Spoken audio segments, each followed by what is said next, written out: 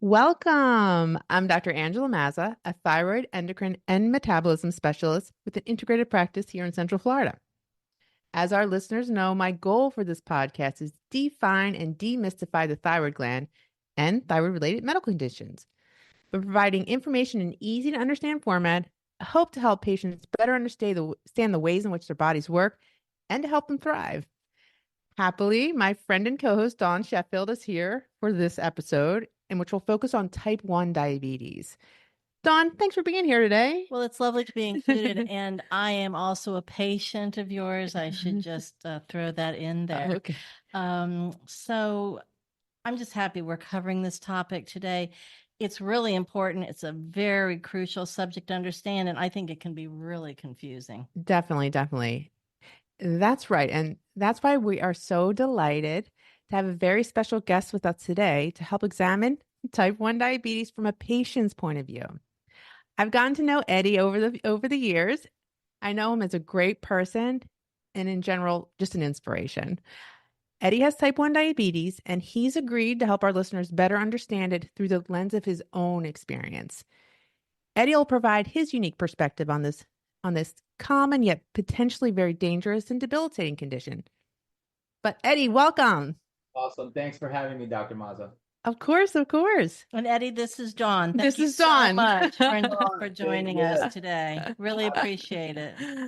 So you're going to be a valuable source of information and real help to our listeners because you are a role model, I have to say. Myself, I'm always impressed after we speak because you always, I think, inspire me from a nutritional standpoint as well as from a workout standpoint. I always step away from our conversations feeling a little underwhelmed about my own workout routine. I have to say, it's always like, oh, now Eddie's doing that. But I really just want to start for our listeners just to give them a brief description of what diabetes is in general, because we really haven't talked about it too much on the show, which we really should. Diabetes is a chronic condition that occurs when the body doesn't produce enough insulin or just can't use it properly. Insulin is a hormone that helps glucose, the body's main energy source, to enter cells and be used for energy. When there isn't enough insulin, our cells stop responding, obviously, to it and too much blood sugar, and that can cause hyperglycemia, which remains in the bloodstream. Over time, this can lead to serious health problems, such as damage to the heart, blood vessels, eyes, kidneys, nerves, as well as organ failure. Right now, for the most part, we classify diabetes into two types. There's type 1 versus type 2. There's also gestational diabetes. I'd like to note there is some discussion about further classifying diabetes into 5 different types. So that's out there, and you may be hearing about that in the future. So type 2 diabetes, very, very different from type 1 diabetes. Type 2 diabetes is more of a spectrum that begins with insulin resistance. Some circumstances can lead to insulin production that's lost over time. And those people can need to be on insulin therapy. Type 1 diabetes, on the other hand, you may have heard it called in the past juvenile diabetes or insulin-dependent diabetes, is a chronic autoimmune condition that causes the body's immune system to attack and destroy the pancreas, specifically the insulin-producing cells. Those are the beta cells. So this isn't unlike the autoimmunity we talk about a lot of other times about Hashimoto thyroiditis. So in Hashimoto thyroiditis, the immune system misrecognizes the thyroid. In type 1, it's the beta cells. So we don't know the exact cause of type 1 diabetes. Some persons have genes that increase their chance of developing it. There probably are environmental triggers. Viruses may play a role. Diet and lifestyle habits do not cause type 1 diabetes. Persons who qualify as having type 1 diabetes include persons who have had loss of pancreas function due to chronic pancreatitis or surgery that leads to pancreas loss, for example. So they technically qualify as type 1 diabetes, but I just want to stress that type 1 diabetes and type 2 diabetes, very, very different. So Eddie, how long have you known that you had type 1 diabetes? What? So I have an issue where I remember everything, whether it was good. So I wish I had that problem. Yeah. So I remember the exact date that I was diagnosed with it, which was December 18th, 1981. So I've had diabetes for about 43 years now. It'll be 43 years this December. So, and I remember the lead up to it. I was 6 years old, and I remember how I felt, and I remember what they put me through, and then what ended up happening that they saved my life because at that point I was a few hours away from death. Well, Eddie, now this is going to sound silly because now I know you're going to remember right off the bat, but I was going to ask. Remembers everything. I know. So this is a silly question. Now, do you remember what symptoms, if any, you were having before that sort of crisis situation, before you got diagnosed? So yeah, I think it started a few months earlier around August or September where I started noticing, and as a 6 year old, obviously you can't really tell if it's Right. Of Yeah, what's course. normal? but a lot of crying, a lot of emotional outbursts. I to this day my vice is soda.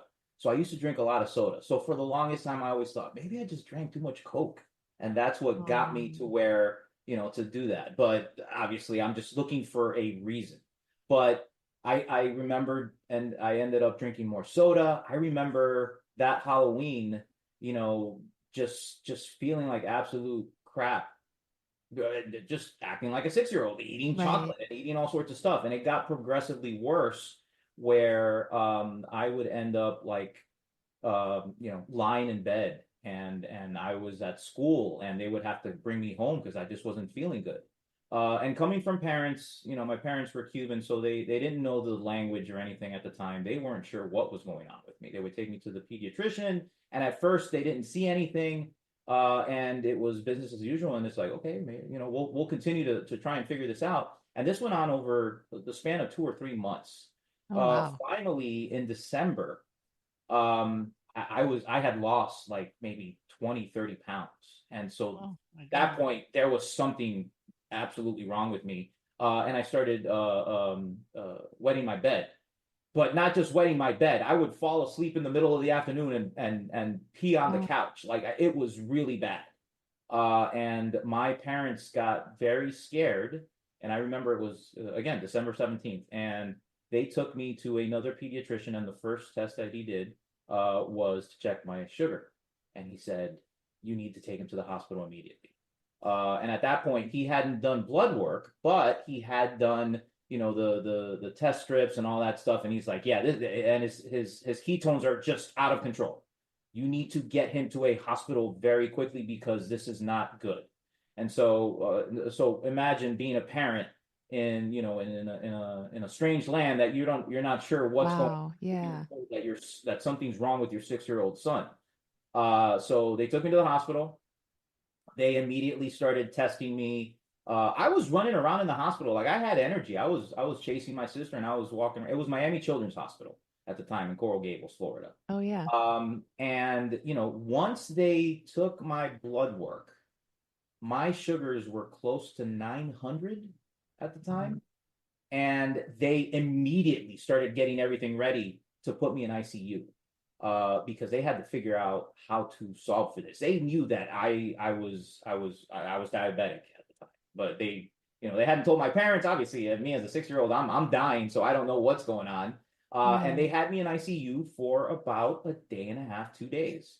And from then on, once they put me to sleep and I was actually able to sleep, I just remember getting woken up every 2 hours to get blood work done, to see where my blood glucose was, and then let me sleep.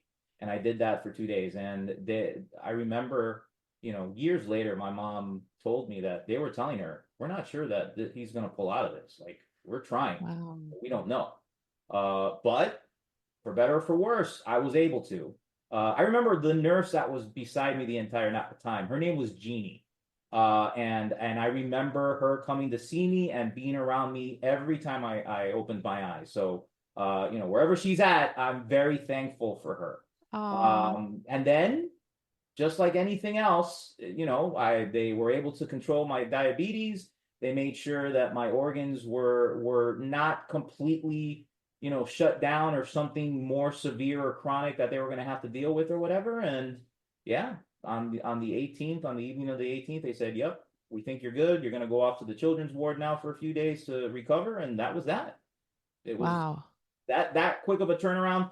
But the getting there was the worst part because nobody knew what was going on. And I remember seeing my parents crying, and I was like, "What is happening? What is like, why? Whatever." I didn't understand. But we somehow made it through at that point. Wow. Okay.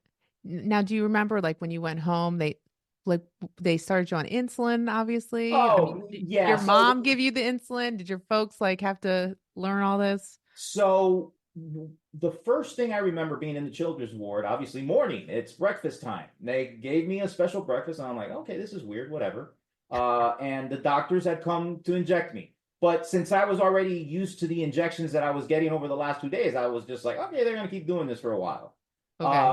They took us over to the playroom, and there's a box, a plate of cookies. And I immediately go to grab one, and two nurses immediately say, you can't do that. And I'm like, and again, my 6-year-old brain is like, well, wait a second. Why can't I? He said, no, because that makes you sick. You can't eat that anymore. And I go, oh, so I can't eat cookies.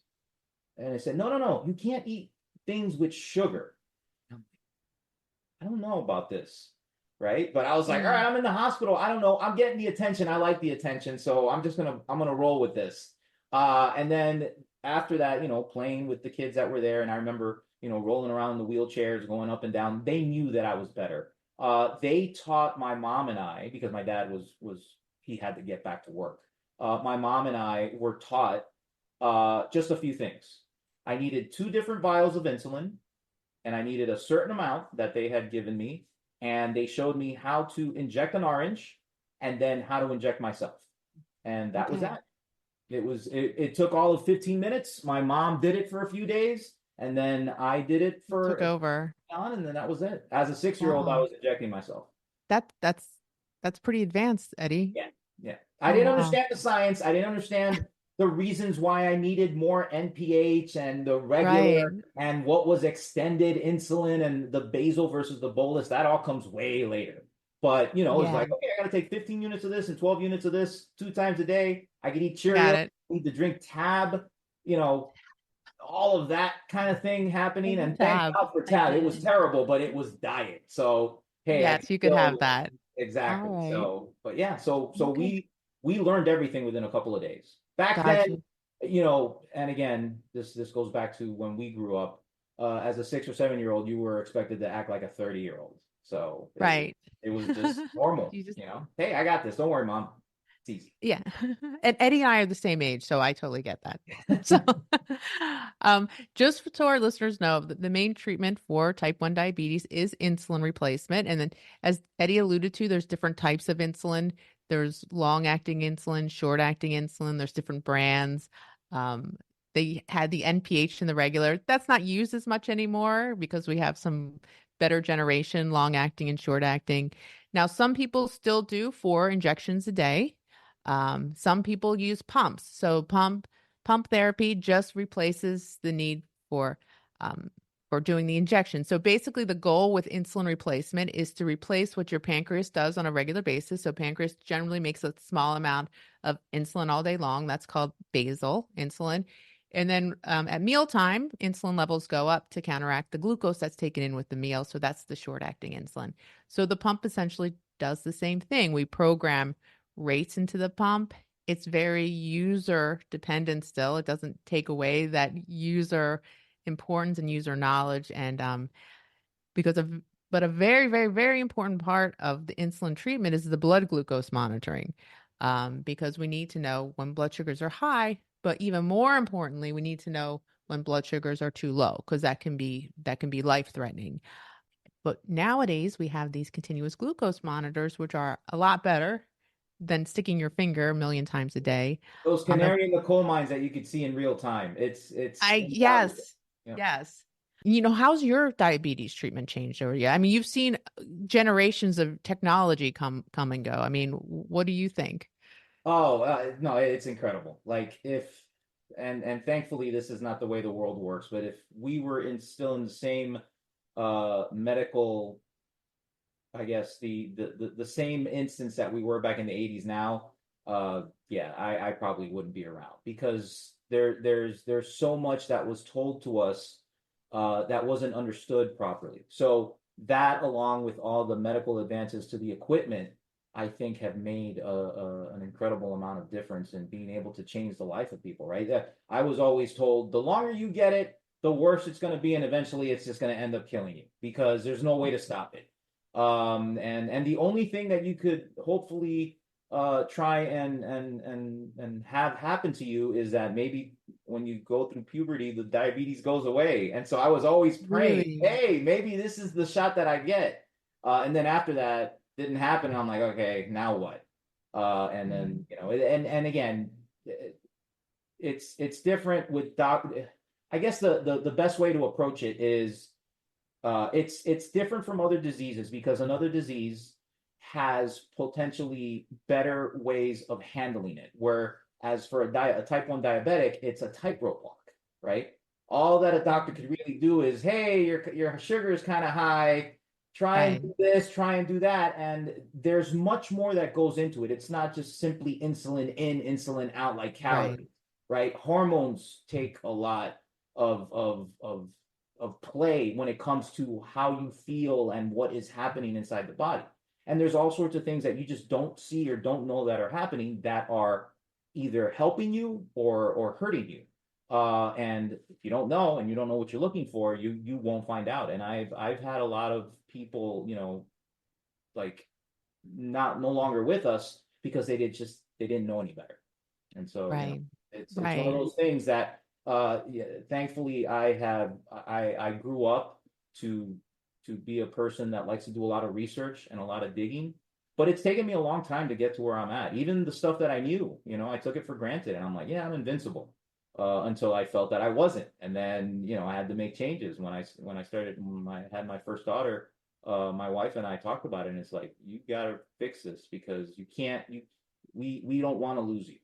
And so that became a big deal. So again, the equipment, everything that we have now has made a significant difference in not just how I treat diabetes, but how I feel overall. Wonderful. And I'm sure it affects your family too. I mean, it's not just, you're not living in a silo. You have your family with you. So yes, absolutely. Well, Eddie, another thing that can be really challenging for people is meal planning. Is there any specific meal plan that you tend to stick with that you have found over the years to be beneficial for you? So I think a few years ago, actually, prior to COVID, I had an epiphany. I'm like, I am not different from anybody else, other than I have to manage the insulin versus someone that has their body manage the insulin for them, right? It's automatic for some people. I got to figure this out, and I have the tools. So if that's the case, what are some people doing to be able to stay healthy, stay in shape, not worry about eating, all these kind of things? And then I started introducing them, right? And I would talk to Dr. Mazza about, keto, and about all sorts of different things and exercise and everything. And I'm like, I am normal, other than having to provide myself with a manual version of the insulin versus the automatic version. So if that's the case, I should be able to do all of these other things that will benefit me compared to anybody else. So I started reducing the amount of carbs, right? Once I realized, and this went on forever. I have gone through roller coaster rides like everybody else, of gaining weight and losing weight and gaining weight and losing weight and getting very, very big at some points. And then the second I started cutting down carbs, I started noticing, it finally hit me, I don't need as much insulin as I needed, right? Carbs are a major source of us needing to manage that. And I wanted to get off that roller coaster ride of, my sugar's high, I got to give myself insulin. Now my sugar's crashing. Now I gotta eat. And it's just nonstop. When I started looking at what I ate and I started reducing the carbs, that went away.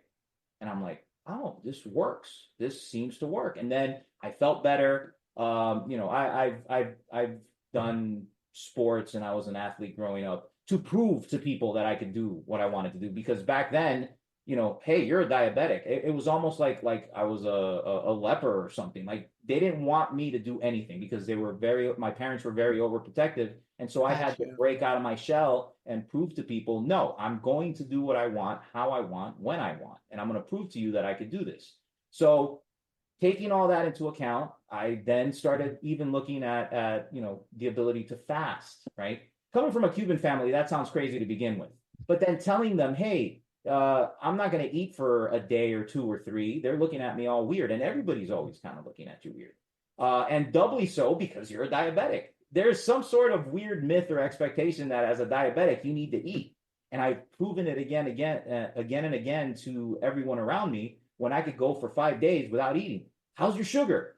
Completely stable. It stays anywhere between 100 and 110, and all I do is just supplement with electrolytes, and that's it. So I have proven, and then I go and find other people that are type 1 diabetics that have also done that. And I'm always wondering, all the doctors that I had in the past, why was it always having to go through this process of, oh, but you need to eat this and you need to eat that. No, eliminate all that crap. Right. And it's bad for you if you're not diabetic. So imagine what it's doing to you as a diabetic. And so over the last few years, I've continued to tweak that, and it's been fantastic. I have never felt better than I do now. Yeah, and you essentially took control of the situation. Yes. And fasting is not for everyone, but what you're saying makes complete sense, and it just flies it flies in the face of what the societies like the American Diabetes Association say, and they teach, is that you need 45 grams of carbohydrate with each meal and snacks in between. Well, not everybody needs that. You don't need that. You don't need that. Not even anybody without diabetes needs that. Exactly. So it's time to change. Yes. It changed my relationship with food. And I think that once that happened, then I was able to finally take control, not just of how I ate, but my diabetes as well. Like I became much more in tune with it. And this is over just the last few years. And if I've had it for 43 years, what's happened over the last 3 decades or so, last 3 or 4 decades where I just didn't have it together. Somehow through luck and, and a bunch of other, hopefully, improvements that I've made, that they helped me to get to where I'm at. But I wouldn't have been able to take that next step until I learned this relationship with food. I mean, and we're finding out the benefits of fasting for even longevity in general now. So, I mean, but you mentioned exercise. So is exercise part of your normal routine? Like what role does that kind of play in your daily life? It's always played a role, again, because I've always wanted to prove that I could do these things, right? So for a long time, I did a ton of sports. I love running. I've always enjoyed long distance running. And so the fasting, I almost see like the running, right? You got to build yourself up. And that's exactly an endurance race. Yes. And so, now I'm approaching 50 and I'm ready to try and get into the lottery to run the New York Marathon. Like I enjoy that. That's awesome. Stuff. So I do that. Variations of CrossFit and HIIT and all that. I feel that the exercise supplements you, right? It makes you feel better. It's very little as far as being able to lose weight or maintain weight or anything. It's more for other pieces of the puzzle, but it absolutely helps. And not doing it, I can't see myself not doing so. I go a week without exercising because I'm busy at work and I'm freaking out because I'm like, what's happening? I can't do this. So it takes a little bit of willpower and a regimen, right? And I always tell myself, when I least want to is when I most have to. And so I drive myself regardless of who's around me or what's happening, or if I set myself to it, I will go in 100%. And with exercise, it's always been that way. Well, we hope you get into the marathon. That's for sure. Thank you. We talk about exercise a lot, and like I'm like a day without exercise is like a day without sunshine. Yep, absolutely. Well, in addition to staying consistent with your treatment program, which I know is a big challenge, what other factors do you think have really enabled you to be so remarkably successful at managing your diabetes? Support from my wife. And Oh, good Aw, answer, smart, Eddie. smart. Good. Wow, very you well know, done. we may not agree on certain things, and she may not follow the same regiment that I do, because like I said, when I am 100%, I am 100% all in. But she will be very supportive, and that has helped tremendously. The other part to that is just the amount of information that's out there. And obviously we have to be careful, right? Because True. there's information that There's works for bad some people information and too. not exactly. So what I do is what I've done my entire life. I take the information, I research it, I distill it so that I can try and make it work for me. And if I can make it work for me, then I start to tweak it and then go from there. So the information, I think, is absolutely critical, especially when now that the world is so much smaller because of the internet and the advancements True. there. It's easier to meet or hear or read about people in your situations and what they've done and how they've approached it. And so it just, back when I was a kid, I didn't know any of the diabetics. I knew the diabetics at my diabetic camp, and the diabetics that would be there that were a mess when I would have to go visit my doctors and so forth. But we were all in the same boat. Now, Right. now there's much more information out there, and so it's just like tailoring it so that it helps you. So I think that's the number one thing that has helped my advancement here. Do you have any other guidance for persons that have type 1 diabetes that help them thrive like you do? I don't know. I think a lot of it is mental, right? Like I was told, the longer you have this, the worse you're going to be off, the worse you're going to feel, and eventually you're just going to expire.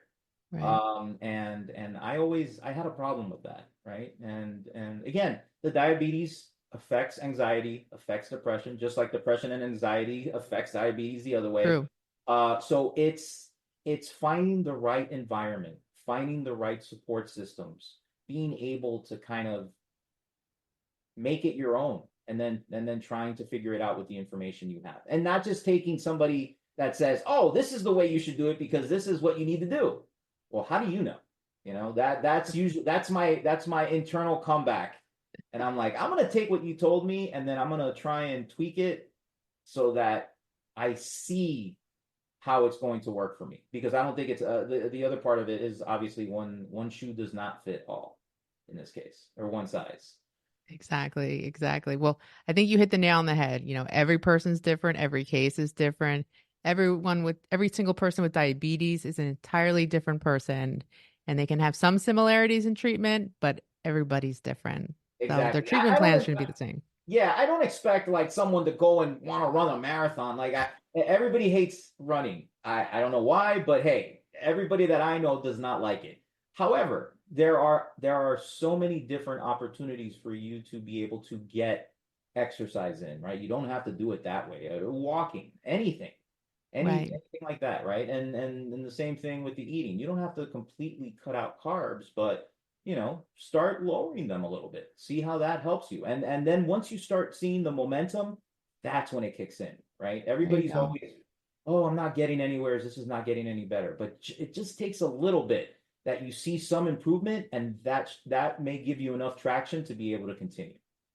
Kind of seeing some benefit inspires you. Yes, So absolutely. Well, I actually have a question too for Dr. Mazza, and that is, what symptoms should our listeners watch for if they have concerns about this subject? Well, I think Eddie hit the nail on the head. If you're feeling really thirsty, losing weight, feeling fatigued, or just not feeling well in general, you got to get checked out. And, whether it's untreated, unaddressed, type 1 diabetes has a potential to cause problems, but it's well within your control to get things taken care of and have a long and healthy, inspiring life. So it's really important to stay up to date with your blood work. Once a year at least, get checked out. You want to make sure your blood glucose is checked once a year, your A1C once a year, get your yearly physical, and just be proactive about your health. And I think that's the first step. Mm-hmm. So, Eddie, we cannot thank you enough for being our guest star today. Yay. Yay. Thank you for having me. I appreciate it. It's really been your willingness to help clarify and demystify this. I think it's going to inspire a lot of people and help a lot of people. I'll go back to the original cliche. If I could help just one person, there you I've done go. my job. There's often some truth in cliches, so there's nothing wrong with that. I think that's a great idea. And it really was so great to meet you. And you really are so very helpful. And I will say, it looks to me like it's really not going to slow you down. I'm very impressed and inspired by that. No, I gotta say the best thing that has happened is that because again, and I think this happens to a lot of people, and now that we are able to see it more and it's diagnosed that way, it's we can deal with it, and that is depression and anxiety, and I have suffered through that my entire life. This is probably the first time where I am in my Zen state. Like everybody goes through issues and everything like that, but I don't feel anywhere near as bad as I did. And now I have hope for the future. And I'm kind of like I start making weird jokes about, I'm gonna outlive everyone at this point. There you go. But there is an underlying truth to that I think I can. I absolutely think I can. I don't have any reason to doubt that I haven't taken care of myself to this point so that it doesn't happen that way. Now, of course, life is random. We don't ever know. But I have a good shot to be able to just be a normal person going forward. Exactly. You're not letting it hold you back. And this is not going to impact your health span and your longevity. Your longevity is not going to be impacted by this. Yep. But thank you. I wanted to do this podcast to provide life-saving education and to encourage folks to see a doctor in time to prevent or minimize damage. That's deeply fulfilling. I enjoy helping folks understand how all aspects of their lives are tied to both thyroid and overall health. As always, my goal is to help us live more fulfilling lives by taking control of our health and thus feel our best. In fact, that's why I went into endocrinology. It's a medical art that combines science with the study of our lives and all that they encompass. Our next episode, number 32, will be all about EMFs, that is, electromagnetic fields, and their potential effect on the body, our thyroid, and our health. I am so intrigued by this topic. Dawn's tired of hearing about it, the EMFs. No, I not said a word. No. Dr. Mazza's talking about EMFs again. No, I didn't say. Y'all don't believe that for a minute. No, actually, I know almost nothing. I have a lot of work to do. I have to learn a lot about that, and I'm interested. I am really interested in that. Nobody buys that. You're making me laughing. What's because you're making me laugh? So as always, we hope our listeners will continue listening to Thyroid Talk with Dr. Angela Mazza. We have many more interesting episodes and guests planned. We'll build on today's foundation and cover many topics we hope you will find meaningful. So now, just to recap some of what we covered in this episode, not necessarily in this order. What is diabetes in general? Types of diabetes. What is type 1 diabetes in particular? What are the treatment options for type 1? Why is treatment crucial? The sooner the better. What are the typical symptoms of type 1? And best of all, we learned that we can impact our thyroid health and overall health too. Health in general. Health in general. As Dr. Mazza mentioned in our next episode, number 32, we'll cover EMFs, electromagnetic fields. Dr. Mazza's book, Thyroid Talk, an integrative guide to optimal thyroid health, is available on Amazon. There's an online masterclass related to the book to help guide us to optimal thyroid health. It's entirely online, live, but also recorded for future reference. Participants can share their questions and concerns if they want to, that's optional, and get customized information on how to work toward healing. Yeah, the online course helps us walk the talk to energize our lives. For more information, you can check out thrivethyroid.com or forward your name and email to thyroidtalk.mazza@gmail.com. You can also contact Dr. Mazza's website, metaboliccenterforwellness.com. The initial webinar will coordinate with the online masterclass. And the masterclass has modules that cover topics like diagnosis of thyroid issues, personalized treatment options, gut healing, and much more. Plus, there's lots of bonuses. We're just finishing up one this week on thyroid nodules. Oh. And for information on at least some of the supplements we may discuss on the show, please visit the wellness store at metaboliccenterforwellness.com. Full disclosure, I personally use and I carry supplements by Douglas Laboratory and Pure Encapsulations in both my office and at our online site. And there's going to be some new products coming up, which are pretty exciting. Check it out. Please stay in touch. Check out my YouTube channel, the web metaboliccenterforwellness.com, as well as Facebook, Instagram, and TikTok. We welcome your input. Please submit your questions, comments, and show ideas to thyroidtalk.mazza@gmail.com. That's an email address. We may disclose your general location on air, like the city or town, for example, but we will not read your name nor your address on the show. We reserve the right to edit your input as necessary. Just so you know, Dr. Mazza reads every question she receives, but she cannot personally respond to most of them. She has a medical staff on site, of course, but they do not work on the podcast.